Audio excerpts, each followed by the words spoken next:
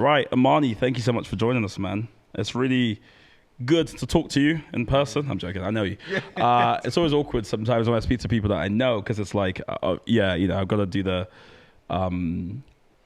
lovely to meet you thing. But at the same time, You ain't got to do that with me. I know, but it's also, in a way, I still feel like there's more I'm yet to know, because like I said, we did research on you. We know what's online. People have watched the video. But I want to start somewhere else, actually, with a question I ask people like you who are moving the world, it seems.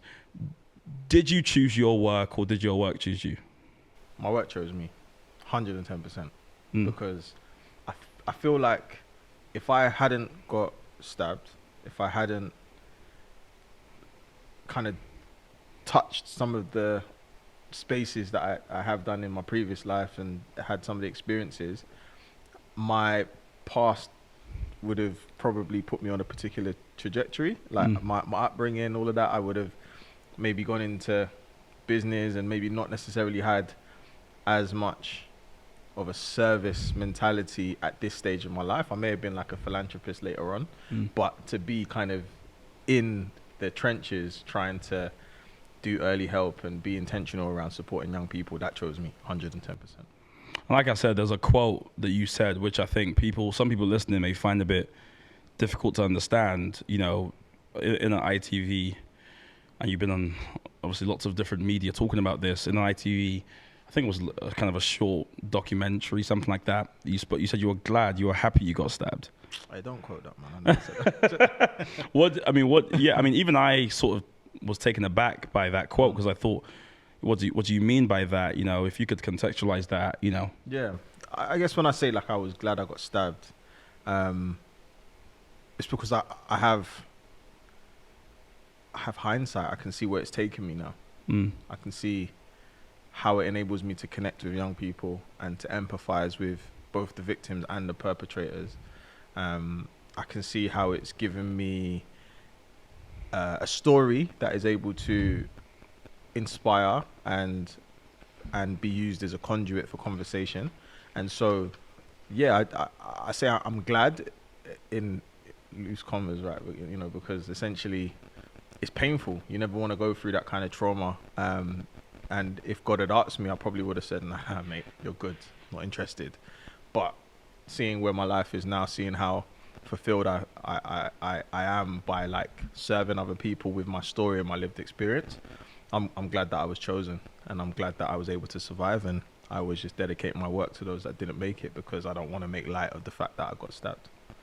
I mean, people may not get that mindset, but that's a mindset that's been forged, right? You didn't always think like that, nor were you always grateful for what's happened to you before. If that sort of stabbing point was a sort of turning point in your life, I'm curious how you even got there. Yeah. So I know you prayed a prayer, about God saving you, and that if He saved you, you would go back and you do work like you're doing now. But before we even get to that pivotal moment, and I want to talk about moments later on, how did we get to a stage where you are, on the other end of a knife and sort of fighting for your life? I think, like, immediately before that moment, it was not minding my business. It wasn't staying on the kind of purposeful road that I was on. I'd already started a business, and I was, coming away from some of the negative choices that I'd made. And in that particular moment, I'd got involved in an argument that had nothing really to do with me, and that's how I found myself in front of these boys with the knife. But the journey starts from childhood, really. It starts from the upbringing that I had. I'm from a really loving and nurturing home. Like, my mum and dad did everything that they could to try and make me and my sister feel loved and empowered. The challenge is that I went to a school in an area that had high deprivation, and so not everyone else had that kind of same upbringing. And I think because I was quite a sensitive young boy and quite soft and, quite introverted as well, the louder kids in the room that maybe had additional traumas and, as they say, adverse childhood experiences and stuff, they kind of saw that and picked on me. And so from first couple of days in school, I got bullied from year one. And that obviously has an effect on you as a child. And, as humans, we try and survive. And my survival mechanism was trying to fit in with these boys that were, a lot more confident than I was, the popular kids. and that essentially just took me on a it kind of just put me in this moving river of life where it's kind of like you're kind of heading towards this waterfall. You know, started to become the disruptive kid, started to not really pay attention in school. This is now in secondary school? Primary school, bro. Oh, gosh. First time I got excluded was in year 2. Come again?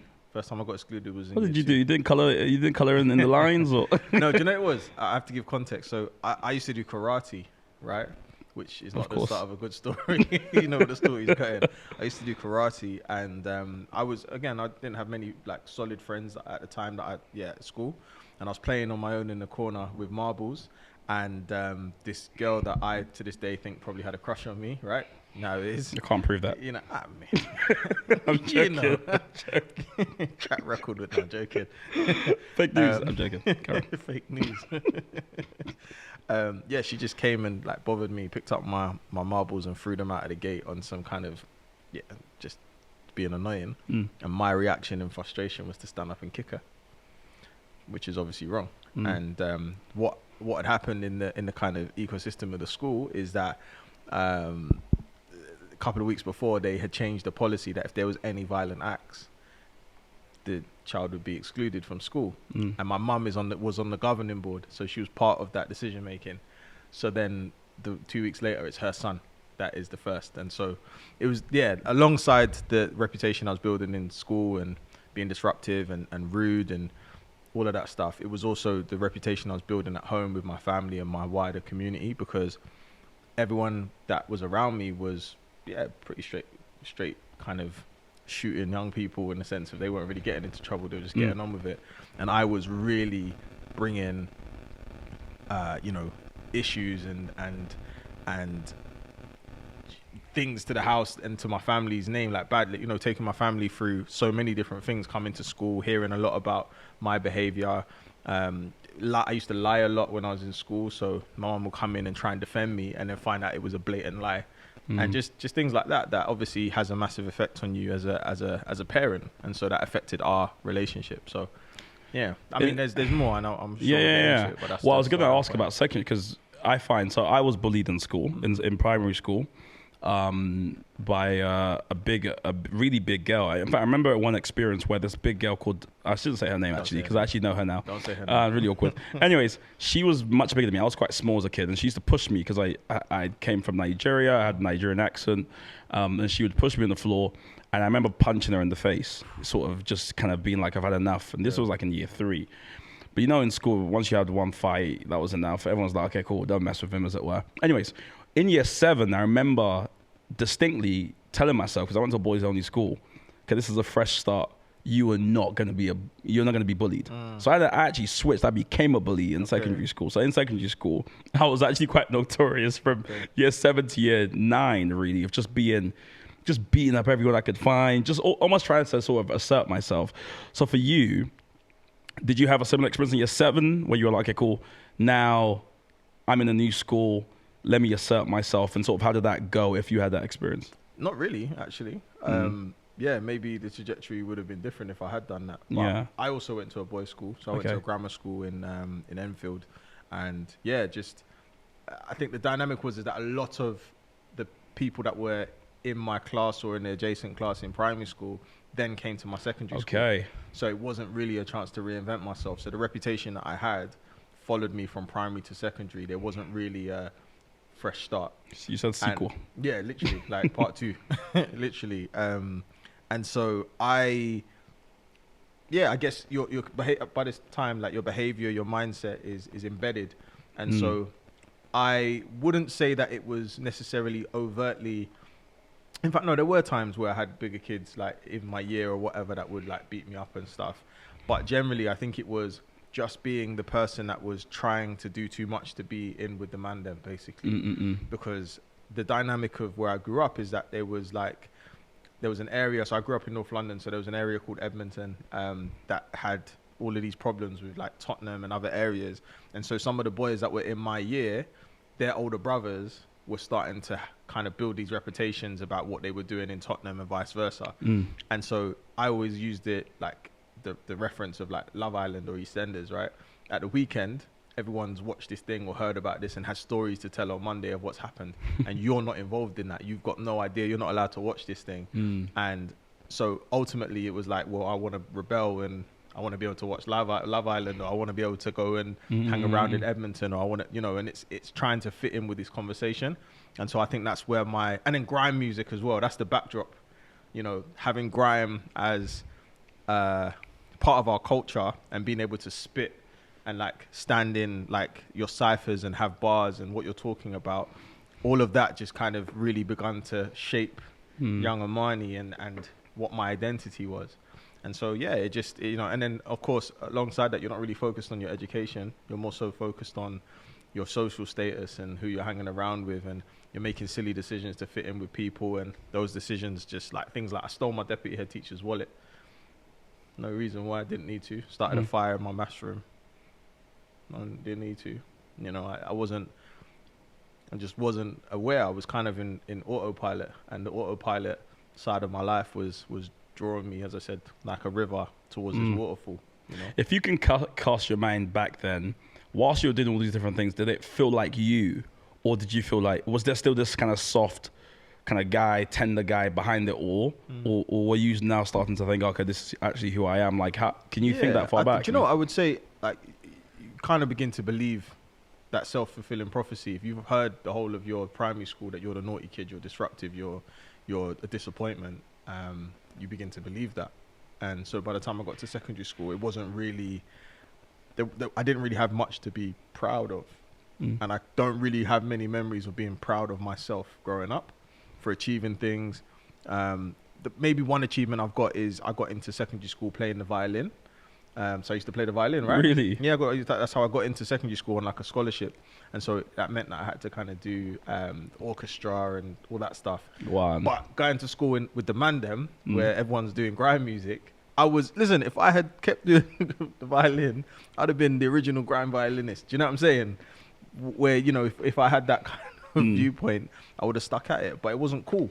And so even the things that I think I was probably good at, I started to put by the wayside because no one else rated it. Yeah. And so I wanted to be like everybody else. I wanted to be able to rap. I wanted to be able to play football, which I was never really good at.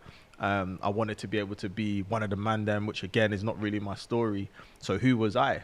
What was I proud of? Like, what was my identity at that time? So I can't really say that there was things that I look back on and I'm just like, yeah, that, you know, the soft version was there because I was constantly trying to adapt to the different environments and the relationships that I was trying to form. So, yeah. Hey there, if you are enjoying this podcast, then please hit the follow button or hit the subscribe button, because this helps us grow this podcast. The faster we grow the podcast, the bigger the production, the more we can incentivize guests to come on. So I know it's a tiny thing, but when you hit subscribe, when you hit like, it really helps us grow. And I would love if you could do that for us. It's so funny that you mentioned that, because that adapting, right, in adulthood is such a key asset, right? To be able to sort of learn the room, you know, sort of shape shift to a certain degree. But when you're young, it materializes and you just not knowing who you are and just sort of doing whatever. But all you needed was someone to almost put you to the side and say, mate, that skill is powerful, 100%. But you're not challenging the right. Did you have any of those influences? No. So I always say like my mum and dad are great role models, great like examples of black love and how to, you know, raise your family to a certain extent. Of course, they would look and say there's probably things they could do better, and I would say the same thing. But generally, the environment that they created was amazing, and their network was great. The challenge that I have is that there wasn't necessarily anyone that I could relate to. So I always say, like, my dad is a great black role model, but he wasn't cool to me when I was younger. In that sense, like, he's not. It's weird because when you're young, like my role models at the time were like 50 Cent, and my dad's not. Like, he's not got bare women. He's not like hopefully. No, I can vouch for my dad. He's cool, you know. But he's not. He doesn't come with that bravado. He's very soft. He's very like, he loves my mum. He loves the family. He's just providing, you know. But that bravado and that confidence is what you kind of aspire to have, and that little bit of edge. And I didn't have anyone like that in my family or my network that was like that. The one person I did have was, I had a god brother who was a few years older than me that was basically like a brother to me. And he was the same age as some of the guys that were kind of like getting involved in the street stuff. And so he was someone that I guess I looked up to. But in that initial transition into secondary school, he moved to America for a couple of years. So on reflection, maybe if he was here, and maybe not, but if he was here, maybe there would have been some conversations of, you know, don't do this, or don't be like me, or really pushing me away from it. But I think by the time he came back, I was already like super entrenched into that mindset. So there was no mentors in school. Like we didn't have anyone like me or any of my kind of peers in the space coming in and doing workshops and talking about identity or empowerment. No one was doing that. You know, the max I had was a kind of middle-aged white lady that was a psychologist at one point when they were trying to work out if there was something wrong with me. But there was no relatability as I was growing up. So representation is very, very important when you're trying to find out who you are. I mean, if any of this is sounding familiar to people, it might be because obviously your story was turned into a film, into a short film that just did amazingly well, mate. Like I checked it just before we started talking. I mean, something on like, at least on YouTube, on like over 4 million views, and, you know, it's gone to so many different places. I mean, changing gears a bit, what was it like turning sort of your experience into a film that's had that sort of impact and that's had that sort of trajectory that so many people know? It was an act of obedience, if I'm honest. It wasn't something that I ever sought out to be like a celebrity or to kind of put myself forward like that. But I'd say, it's definitely humbling to like know that my story has impacted that many people, been watched that many times. I continue to meet someone. I met someone yesterday, a young person, that when I said my name, he was like, "What? You made that film?" And he was like, "I remember watching that when I was in school, and you know, that made me change my mindset." And you're like, "I've never met you before, but my story through the power of the internet has reached you and your friends." And I'm just grateful to be able to be used as a vessel for hope and you know, that reflection that young people and other people have been able to have. But I guess the process itself was definitely a challenge because I've never made a film before. I speak on other different like podcasts and stuff and interviews about the journey of doing that and you know, meeting Jovian Wade and building that brotherhood and how we crowdfunded the film and all of these things. You know, that in itself was a journey.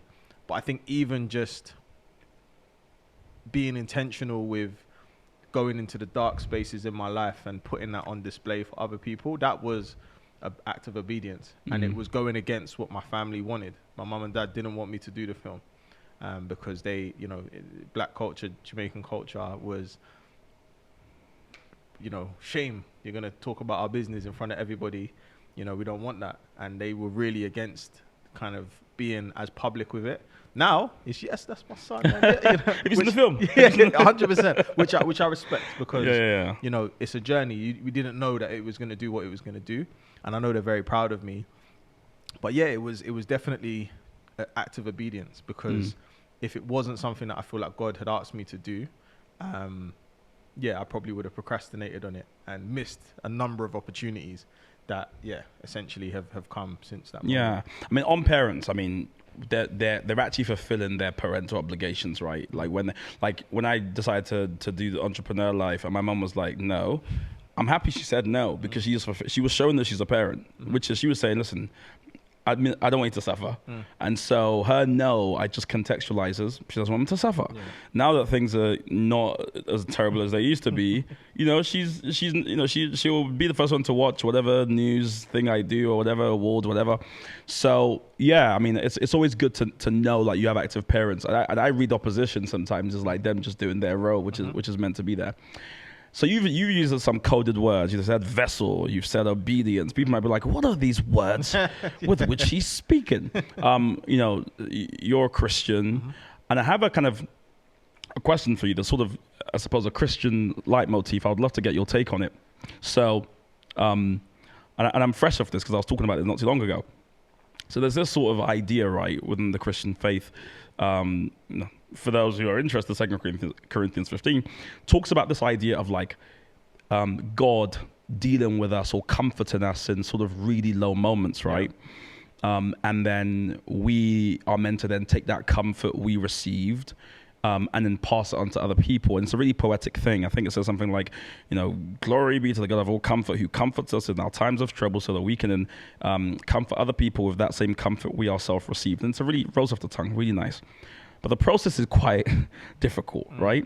Because you have to be really vulnerable. You have to take a part of your life that maybe it's not fully healed, a part of your life that you're sort of struggling with, and somehow you have to expose that to light.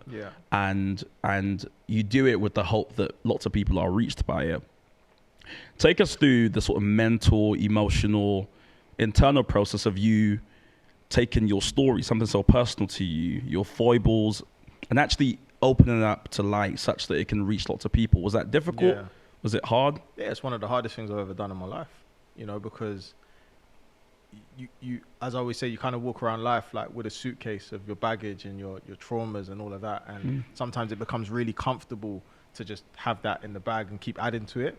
But then what essentially I've been doing since deciding to tell my story is taking the suitcase, putting it on the bed and starting to unpack stuff and owning things and saying, well, actually, even I didn't like that, that was for my good. And I can see how that's given me a particular perspective or a particular, particular insight or a particular sense of purpose. So I also live by the saying that, you pay it forward. And what God's done for me and what mentors have done for me, essentially, I'm trying to do that same thing for other people, whether it's young people, whether it's the people I meet that are downtrodden in whatever way. One of the things I promised in the back of the ambulance is if God gave me another chance, I would live to steer young people away from darkness. Well, I think I said people, but young people specifically, away from darkness, because darkness is everywhere. And darkness isn't just, oh yeah, I got stabbed, or it could be anything. And so being obedient to that is something that I live my life doing. And I don't really look for praise to do that, which is why doing a film was like, ooh, like that's not really, that's super public. Like I'm probably more introverted than I am extrovert, even though it doesn't look like that. I'm probably on that ambivert spectrum. So to be so public with something and to be so open and available for people sometimes goes against how I really want to be. I want to just get on with it and keep my head down, but ultimately it's service. And one quick story, yesterday I was on the train and I was on the way back from a course that I was doing, and I saw this mum and she had 3 children, two twins and then an older boy. And if I'm honest, she looked like she was struggling. Like you could see she was probably like, and I know what it's like as a dad now, seeing when your child is just running around you, right?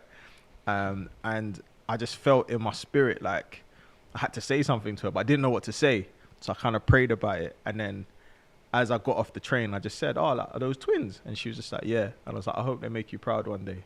And the smile that she gave me, man, I didn't know what else I was meant to say, but just that. And then I saw her on the station and she kind of smiled at me again. And just by giving her a sense of light, like that's literally all I'm here to do until I get called back. So yeah, I would say that's kind of, that's how I live. That's I mean, that's beautiful, mate. And I mean, there's like a running theme, I suppose, in some of the conversations I've been having on this podcast as of late, on this idea of like being yourself, as it were, right? So you spoke when you were younger about maybe wanting to be in with the in crowd, whatever. Like how have you dealt with that people pleasing tendency, such that now you can kind of be yourself and be and do something like, as you said, encouraging like a random woman that some people might be like, well, why would you be doing that? Mind your own business, all these sort of different things. Like what's that journey been like of not being that young kid that's sort of looking for the cool kids and trying to get on their good side? Therapy. Yeah. Having really meaningful conversations with myself, facilitated by a therapist. That has been one of the best investments I've ever made in my life, because I think before that, there was lots of areas in my life that were grey that I hadn't really intentionally shone light into.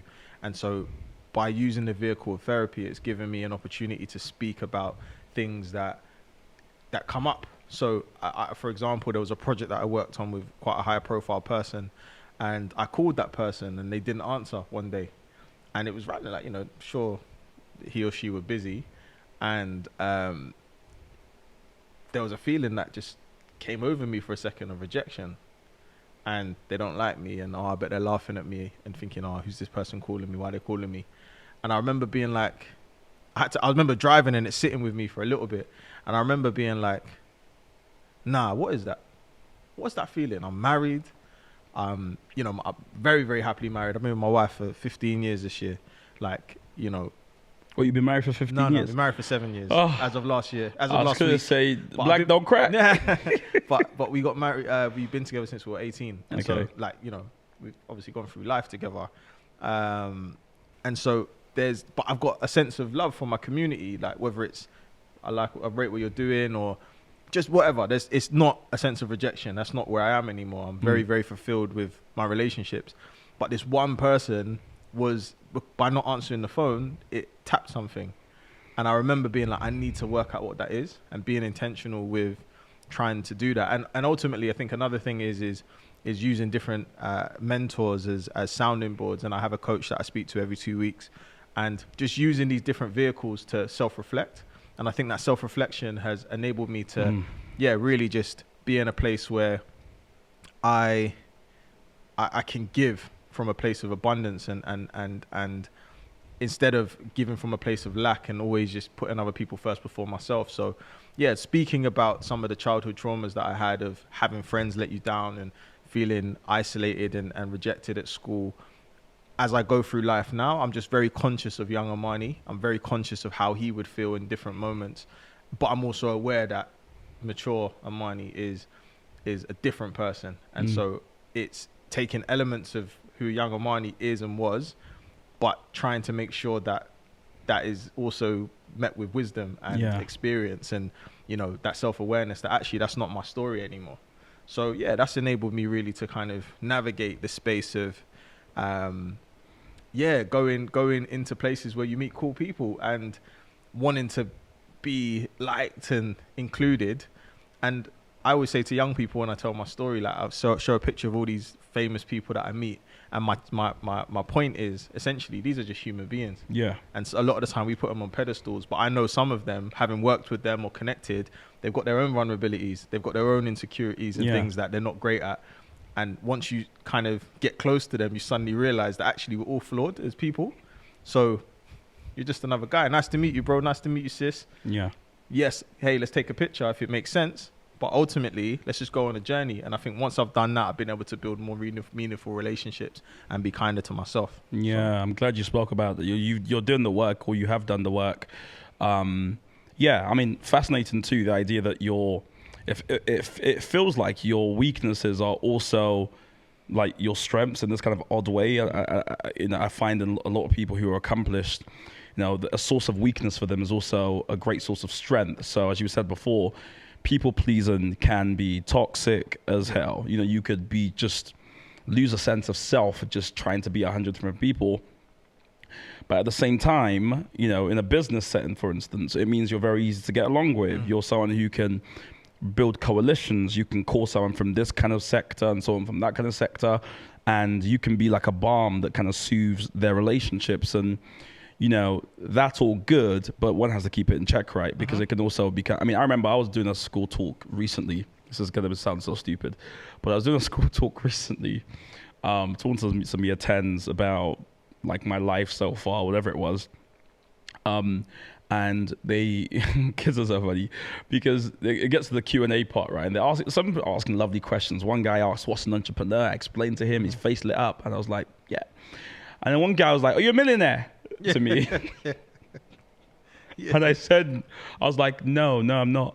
And I started this weird thing of like, just trying to explain why and sort of trying to justify why and just going down this long, he probably thought it's not that deep, mate. It's just a quick question, right? But I kept on saying, well, life is not, and as I was talking, I kind of had an outer body moment of being like, why are you trying to explain yourself to this young kid who doesn't know you and probably after this chat is going to play marbles or whatever it is? And it's because I just wanted him at that moment, even though I didn't meet, I suppose, his expectation, I still wanted him to leave with like but he's cool. And then like you said, in that moment, it was like, oh, there it is. It's still there. Even though I'm much older, I don't live perpetually in that space anymore. I'm very happy saying no to people and not being liked. So I'm good with that now. Buried deep in me, I suppose, is still that sort of 12-year-old that wants everyone in the room to know that he's cool. 100%. And I guess I say that because if there's any young person listening to this, I think it's important they know that it doesn't necessarily leave you. You just learn how to manage it or how to kind of weigh up the emotions so it's not crippling, but you kind of know what it's doing and why you're feeling it and stuff like that. Yeah, 110%. As you go through life, you just adapt, and as long as you are aware of those feelings and you're, as I said, intentional to kind of shine light on it and not just always bury it and put it in the closet and I'm not thinking about that. And I think that's how we grow as human beings, not being afraid to do the work, really. Well, let's give people listening, I guess, an idea of the distance traveled. So, on one end, you've got after you're stabbed in the back of an ambulance, basically praying for your life. You make it through. What some of the things that's happened since that you're sort of proud of? You see a sort of checkpoints that kind of show you that, you've moved quite a bit away from that sort of helpless young person that was just at the mercy of, doctors, not. Hey there, if you are enjoying this podcast, then please hit the follow button or hit the subscribe button because this helps us grow this podcast. The faster we grow the podcast, the bigger the production, the more we can incentivize guests to come on. So I know it's a tiny thing, but when you hit subscribe, when you hit like, it really helps us grow. And I would love if you could do that for us. Knowing what the future might hold. Do you know what I would say? Fundamentally, away from all the other achievements, I have changed the narrative in my family, and I've changed the narrative internally for myself about myself, and that's the thing that I'm most proud of. So unpack that a bit. So I guess growing up, I was the disappointment. I was the one that was always bringing disrepute to the family and police to the yard and getting arrested and guns and all these different things that were done like when you're younger. Now it's, this award, or it's this achievement, or it's this milestone, or it's, you helped this person. It's a completely different narrative. I always say, like, when I was growing up, people used to say, don't send your child, or Amani can't come and play with my child because I don't want him to influence it, that type of thing. Now it's, hey, can you come and talk to your little cousin? You want to come and talk to your little cousin and help him. He's going through something, or my friend's son is going through this. Can you come and talk to them? And that, to me, I'm really proud of because I wasn't someone to necessarily, I didn't have that reputation growing up. And with my family as well, I always say, like, I get to spend the rest of our lives with them being proud of me. However long God gives us on this earth, I know that whenever their time is to leave the earth, they will have seen me turn my life around and become a man of purpose and a man of intention. And that, to me, is amazing, aside from everything else.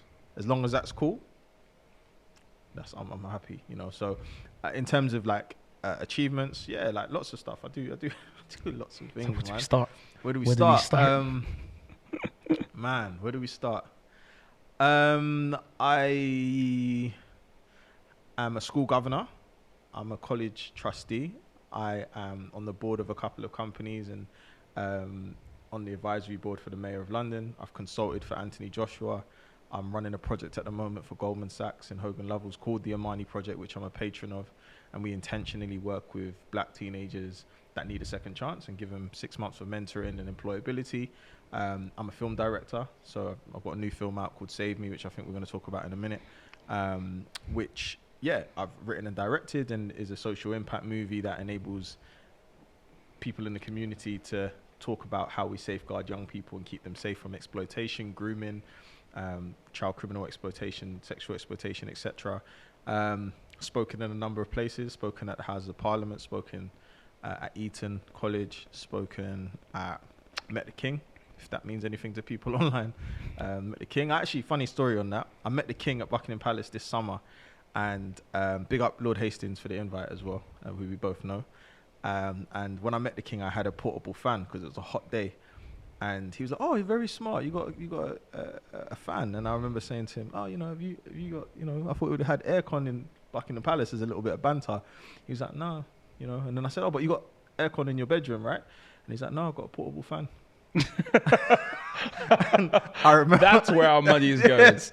I was like, "Wait, the King of England, with all his wealth, has a portable fan like everybody else," and so that made me laugh. He's just one of us. Yeah, he's just one of us. Apparently. But yeah, I say all of that to say that there's been some really cool milestones. I spend a lot of time with young people. Majority of my week is centered around helping young people, especially with the mentoring that we do for the Amani project, because it enables me to be really close to them. Sometimes I get airdropped into schools and different environments where I tell my story and then I kind of leave. But at the moment, the season that I'm in is I'm a lot more pastoral with young people and dealing with housing issues, dealing with trying to get them a job, whereas I haven't really been in that space for a while. Trying to think what else, man. Listen, it's a good thing when you can't remember everything like that. This is when people say, "Where have you spoken?" You're like, "That's a good thing." I spoke at Wembley Arena to 13,000 people. That was pretty cool. But do you know what? That's it's nice. But as I said, the main thing I'm proud of is that my family see me different. My wife, we're deeply in love. My family love. I've got great friendships, great brotherhoods, great networks, great reputation in my community. And essentially, I just drink my water, mind my business, pray to my God, and do the work. Do you know what I'm saying? So, mate, I mean, listen, I'm definitely proud of you. Thank you, man. And lots of people listening to will be as well. It's important to hear, to think, I suffer from that issue of, I never look back. I just don't know. I don't think about what I've done. I'm just always pressing forward. And I find it really healthy sometimes to just for people to hear themselves say certain things. Because it does give you a sense of distance traveled. You never know you're moving that fast. I always say, give the example to people, and I speak to some younger people sometimes who sometimes say, "Oh, I'm not growing the way I should grow." I always give them the analogy of the train, right? That when you get on the train, maybe you're going to Manchester. I live in Manchester. I know you think I live in Manchester. Yeah, you do live in Manchester. I've been here for a few years now, brother. But when the train first takes off from the station, your coffee cup might shake on the table. You're like, "Oh gosh, we're moving." Give it 20 minutes. You have no clue you're moving. You're moving so fast, you have no clue. And really, it takes someone who's on the outside. Maybe their garden is adjacent to the train station, and they're putting out their washing, and the train zooms past, and they feel the speed, they feel the heat. They're like, "Wow, something's happening there." But you on the train is always like, "I feel the same. Nothing's happening." And so, this gives us an opportunity to step out of that continuum a bit and just see that, things have changed. And what I love the most about what you've said is the fact that the most important source of sort of change for you is the kind of internal, personal. Because I think sometimes young people listen to people like you, and they see where you started and they go, "Okay, I've, maybe I'm in a similar position. Maybe I'm in a place where I don't really know who I am, or I'm kind of listening to people who I want, to find me cool, whatever." And then they kind of go, "Okay, cool. How do I just get to meet the king and have all these sort of amazing things?" And they're just interested in that sort of range, just like, this and that. And I don't realize that the most important thing is the internal work. The work, the external stuff, the accolades, all that sort of stuff happens after. Sometimes it doesn't even happen, but you have to be comfortable with the internal change, because that's what 100%. lasts, right? The awards and stuff like that, you forget what they mean. I've won stuff I don't even know anymore, because it just doesn't occupy that much space in my mind. But who you are, you carry that around, don't you? And so I love when you said that, because that's what people need to hear, is that the internal work, all that sort of stuff comes first, and then all the accolades. And here's the thing, to riff on that a bit, you may not actually get accolades, and you shouldn't be doing it for accolades. If you're really about service, it's not about accolades. It's like when people do like things like giving money to the homeless or feeding the homeless, and they're like, "Yeah, look at me, I'm here outside." Forget all of that. Do you know what I'm saying? Like, that to me is not authentic. Of course, social media, and there's things that people do that they want to travel, but really, it's not about that. It's are you authentically just being someone of service and someone of purpose away from the cameras. If the cameras happen to be there, can you be the same person on camera and off camera? You know, when I ask young people to kind of speak about my impact, or if I get them to talk about something on camera, you know, is it like, hey, here's £20, say something nice? Or is it authentically, they'd say the same thing? Have they told you that in private or away from the cameras? That the same thing that they're saying, and ultimately that's it. And so I always just want to stay grounded and keep that in check, because yeah, I believe that there will be a level of success that comes my way that is more than I've received already. And at each stage, it's like, it's really iterating and kind of making sure that I evaluate it at each stage that I go to, you know, and try and put safeguards in place so that I never lose myself. That comes from my relationship with God. That comes from, you know, trying to follow Jesus in a way that enables me to feel authentic, but also my family, right? And the village around me that I'm accountable and vulnerable to. Outside of that, you know, it's great to serve the community, but that's all performative sometimes when you haven't got that grounding, you know, because you're looking for external validation, but internally I'm good. So I mean, if you give me £20, I'll say whatever you want me to say. Man, just so you know that. Just so you know. Yeah, no, I love that. I love that. I was once told of that sort of this helpful leitmotif of again, it's sort of Christian in nature, which is that your job is to sort of kind of lay down, posture as it were, and then God kind of elevates you to the level he thinks you ought to be at. And stripping that back for folks who aren't even religious, I just think the assumption that everyone's impact must be global is sometimes I think it's a wrong approach, in that there is nothing wrong. And I think some of us will have local impact that's very deep, that has sort of a long-term sort of, you know, tail, and it's meant to be, you know, deep, really, really, really deep. It's going to last, you know, tens and tens of years. I always think about those sort of medium-sized businesses that have been serving communities for like 30 years. They've got no plans to be in China. They are serving Deptford, they are serving Croydon, and they've been there for 20, 30 years. 100%. And then you have sort of those massive organizations that their impact is maybe shallow. It's you know, it's kind of, it's not kind of deep, and it won't be there for hundreds of years, but you know, it's valuable as well. And I think right now, I would love you to speak to some young activists out there who, or maybe it's because of social media, whatever it is, everyone's aiming at really global, big, you know, massive impact. And it may be coming from a wrong place sometimes. And sometimes we need to scale back and say, maybe my impact's meant to be local. I mean, what would you say to someone like that who's wrestling with that? Because it's really hard with social media, I find. You know, you're always measuring your impact by how big, how many, you know, they might go, look at you with 4 million views. Why shouldn't I be trying to get 6 million views? And you're right. I think everyone's journey everyone's journey is unique to them. And there's some people that have been called to have a global impact, and there's some that really, as you said, you need to be grounded in your community, because that's where you're needed the most. I think ultimately it's about, you know, if you do have a faith, like what was that mission that was given to you, and if you keep doing that diligently, then you'll be given more. And ultimately, I think that's all it is. When I think about where I started in Enfield with young people there, then started in one school, and I started youth club, and then it was like, oh yeah, cool, you're gonna make a film. Made the film, it hit a million views in 4 days.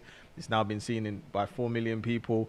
That's taken me up and down the country. I've spoken internationally, but I was never looking for that. It's just been, as I say, iterating each time, block by block by block by block. And at each stage, I haven't looked for, I mean, of course you have goals and ambitions, but it's always the core of it is why I started, which is to steer young people away from darkness. And it just so happens that where I am and the things that I'm trying to shine light into, right, is they're global. And so there is a call for me to go into certain spaces. But yeah, I always say that I have to partner with those that are local, because those that work in schools, and I always big up the teachers that are there every single day. Someone like me that comes in with this air of, you know, achievement, and sometimes they call it like celebrity, and sometimes I've been to school where they want autographs and to me that doesn't mean anything. But these guys are the everyday celebrities that are there in school every day, that are doing the work, that are present and turning up for the kids and journeying from year 7 to year 11 or whatever. I have to work in partnership with them. Yeah. It has to be a multifaceted approach when we're dealing with empowering and uplifting young people. So we need teachers, we need social workers, we need those that work in local councils, we need doctors, everybody needs to have this kind of community approach to empowering the next generation, which is actually the quote at the end of my film, which is it takes a village to raise a child, but it takes a community to raise a generation. And that's what I stand for. Everybody's got to play their part. It's like the Avengers, right? It's like when we think about Thanos and how they beat Thanos at the end of Marvel, if you are a Marvel fan. I'm a DC guy. Okay, But cool, carry fair on. enough. Sorry to hear that. I'm joking. Big up DC. My guy's in DC, actually. Javan's in Yeah, Doom I would Patrol. have thought you were a DC guy, but Nah, he's my guy, but, Marvel. Anyway, I say that to say that each person played their position to beat Thanos. yeah.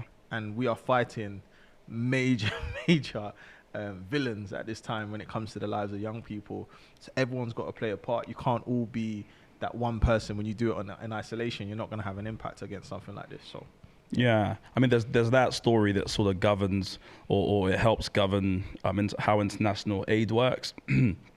I've been part of lots of grant making activities, and there's the story of a sort of a organization from the West going into, let's just say, a remote village in Africa, and they want to help the village, and so they go, what would be nice for these villagers? And they were like, oh, fruit, and sort of whatever. So they go there and they plant lots of different sort of fruit bearing trees and stuff like that, and then they leave it for a few months. Sure enough, that it grows.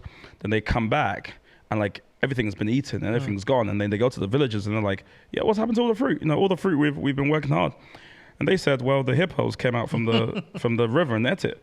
And they're like, well, there's hippos here? And it's like, yeah, if you asked us what we needed or what we wanted, us that live here, that wouldn't have happened. And so rather than zooming in and saying, this is what they need, sit with us, try and understand how we get done what it is we want to get done, include us in the solution. Yep.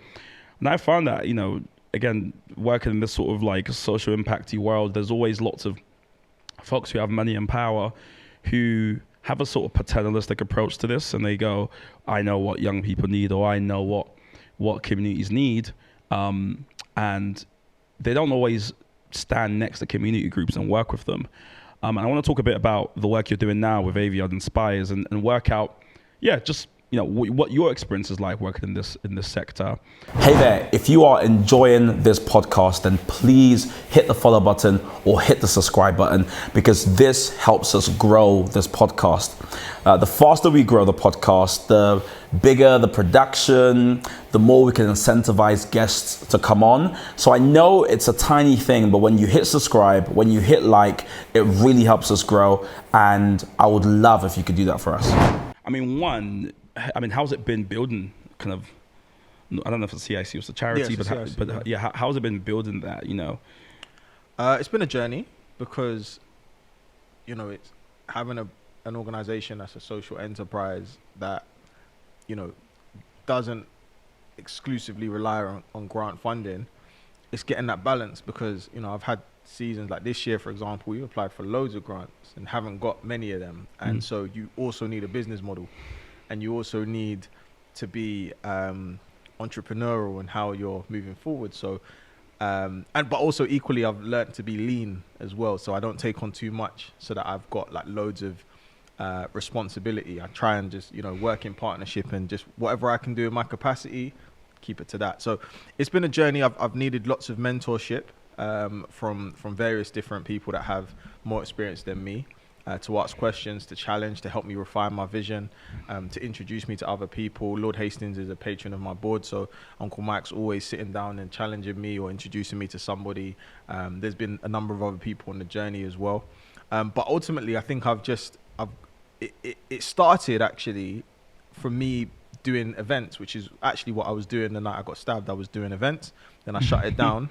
And I came back into the industry years later after rebuilding my confidence and dealing with PTSD and all of these different kind of, feelings of doubt. And I rebuilt it, and it started with doing talent shows. But then I realized that there was more to what I wanted to do. So I think I've just been trying to work out over the years where I can add the most value to young people.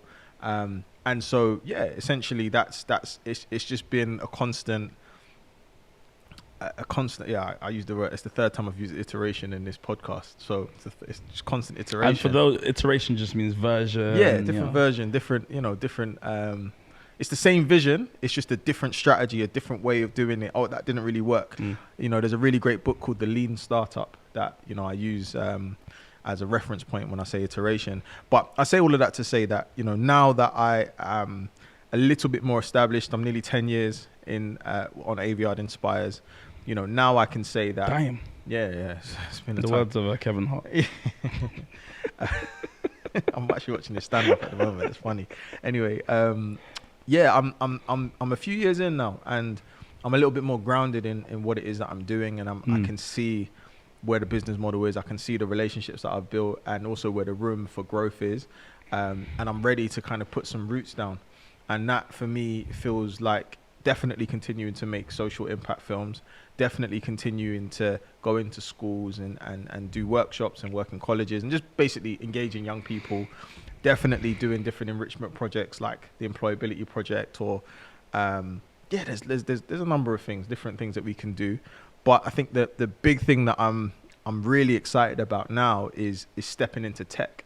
And I was saying to you offline that tech for me is something that I believe is going to scale the impact that I've been having and other people in the space have been having, because ultimately when I talk about kind of fighting this big villain, there's a lot of different things that young people are dealing with. And one of it is that I feel like they lack hope, right? For the future. There's so many different things that are happening outside of their control. And some of them are giving up hope, especially those are hardest to reach. And so it's trying to use technology and creating a tool that can essentially empower them through their mobile phones, without going into the detail yet because it's still in the works. But I can see a calling for that. Yeah. And I can see that I'm uniquely positioned to bring that to life. And so again, as part of similar to my film, it's obedience. It's very easy for me to go off in a particular direction that isn't what I feel God's asked me to do. But this is very intentional. I want to make movies. I want to go and do Hollywood and TV stuff. I love it now that I've made movies, but I've got to build this first and then get this up and running. And then if I'm called to Hollywood, then I'll do that. So yeah, Aviard is my baby, and I'm going to grow it and always have it really close to me no matter what goes on in life. Yeah. And the most recent film you put out came out 3 months ago called Save Me. And what's the synopsis of that? Kind of sort of what do you hope it achieves? Why did you even write it? So in short, Save Me is a social impact film that follows 2 teenagers that are connected through trauma, that basically embark on a minicab journey in search of freedom. And it's intentionally from the perspective of a young white girl, and intentionally from the perspective or including the perspective of a young black boy that is not street. He's super, well-spoken, good home. And I wanted to just give an alternative narrative to the stories that young people, that are told about young people. So we worked in collaboration with young people from Enfield, from a youth club who feature in the film as well. It was commissioned by Enfield Council a few years ago. I wrote and directed it. And yeah, really the legacy of that piece is for it to be a free resource for anybody that's having conversations about safeguarding and raising awareness about exploitation, to challenge their own practices and challenge their own thinking, because Save Me for me is a call to action for the community. Without ruining the storyline, it's a very direct call to action for those that sometimes may just overlook young people and just be like, oh, that's someone else's problem. I'm just getting on my day to day. It's nothing to do with me. And as I said before, it's really encouraging the village to become a community, not just all of these different people that are, we live in the same space. It's what are we doing to speak about how we can all come together to do something. And so, we're working at the moment with a number of partners, national agencies. Like we're working with Bernardo's. We're going to train the Prince's Trust. We're going to train the NSPCC, starting to go into schools and colleges and talk to young people in the safeguarding leads. And just being intentional and just making sure that it's not just a film that sits online and that people know about it.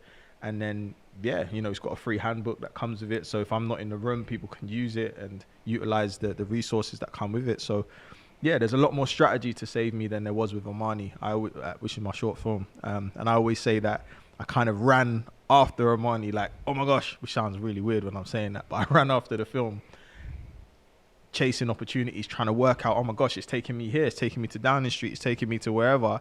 Whereas this one, I know that is a possibility. So what did I need to put in place before we released it so I can execute on it properly? So that's where we are. Yeah, I just think you're doing so well, man. Thank you, man. I think you're doing so well. I think what's so, again, beautiful about, I suppose, your particular approach is you are bringing people along the journey. You know, especially as a director and someone who understands stories, it can be, I'm sure there's a temptation to sort of wait till everything's figured out and paint like a really, you know, interesting picture, but you're giving us like the full thing. And I find that, I think it takes a real strength of character actually to share some of the things you've shared here, but also even just on social media to try to portray a realistic sort of vision, I suppose, of what it looks like to do all the things you've said. You know, for those who follow you, it won't come as a surprise, some of the things you've said, because you show it. Yeah, and it's what makes you more interesting, I suppose, than some that given to that temptation and sort of airbrush their story and stuff like that. So more power to you, man, and what you're doing. I look forward to seeing what happens in your time in tech. We have to keep it all hush. You made me sign an NDA before we started. I should have done, to be fair. No, I look forward to seeing that. And on Save Me, you know, we were talking about it before.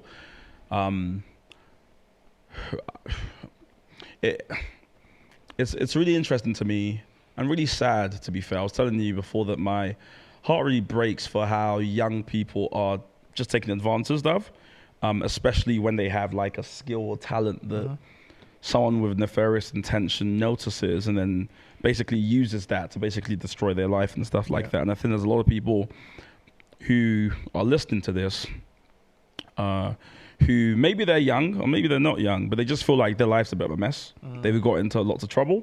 They can't quite work their way out. Maybe they're in lots of debt. Maybe they're in with the wrong crowd and they're just like, I'm a bit stuck. You know, I'm a bit tangled. With your life experience, with everything you've said, I love the piece about hope. What would you sort of, as we round up this conversation, what would you sort of say to that person that's maybe hope is dwindling, you know, they feel stuck in a bit of a web of their own making? What would you say to them? It's a good question. I think practically you got to ask for help, which is sometimes the hardest thing, just letting someone know that you are struggling and that everything's not okay. Because there is a lot of help. There's a lot more help available for this generation than there was when I was coming up. And I think it's about being intentional with the direction that you go in. I have a saying, which is, if your mind can go there, your feet can follow. And one of the things that helped me when I was going through those dark moments after I got stabbed was a vision board, and creating a vision board that enabled me to map out some of the things that I get to do today, some of the achievements that I've had. And it gave me like this visual reference, or like a sat nav location that I could kind of move myself towards. Now, obviously, I wasn't able to kind of achieve that on my own. There was definitely help. There was definitely mentorship and people that helped to pick me up when I felt low or didn't believe in myself. So I would say those are the two practical things. And ultimately, I think it feels really cliche to say this, but you got to believe that it's not going to be like this forever. And sometimes when I reflect on where I was growing up, I don't know if I ever saw myself being this person. I never really saw myself having this level of stability, this self-awareness, this self-love, all of these different things, like, and you know, level of achievement, whatever you want to call it. I never saw myself having that. And so having a future vision for yourself was really key. And if you are a person of faith, I always say, pray like it's up to God and work like it's up to you, because some of the stuff that we're dealing with is spiritual and it cannot be dealt with just by hard work. It has to be in partnership with hard work. So yeah. Thank you very much for this conversation. Thank you, my brother. This was great. And we're out. Wow.